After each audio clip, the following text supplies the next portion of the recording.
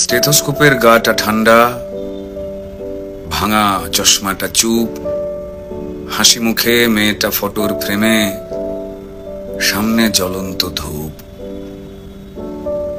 ডাক্তারিতে chance পাওয়ার খবরে হয়তো সেদিন মেয়েটার বাড়ি জুড়ে ছিল হইচই।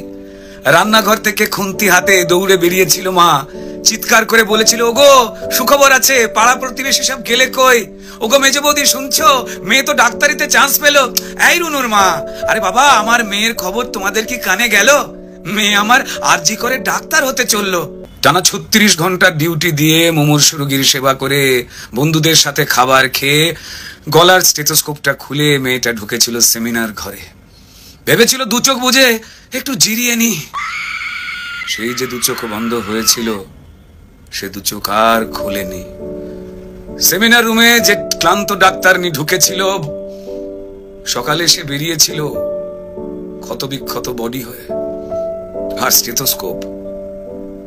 স্টেথোস্কোপের গাটা ঠান্ডা, ভাঙা চশমাটা চুপ, হাসি মুখে মেয়েটা ফটোর ফ্রেমে, সামনে জ্বলন্ত ধূপ। যে দিত প্রাণ সেই দিল প্রাণ হাসপাতালের ঘরে, শরীর জুড়ে হাজার ক্ষত, মেয়েটা গেলই মরে। খুবলে খেলো শরীর ঠাকে, ভাঙলো গলার হাড়, পশুর দলে কে কে ছিল জমাট অন্ধকার।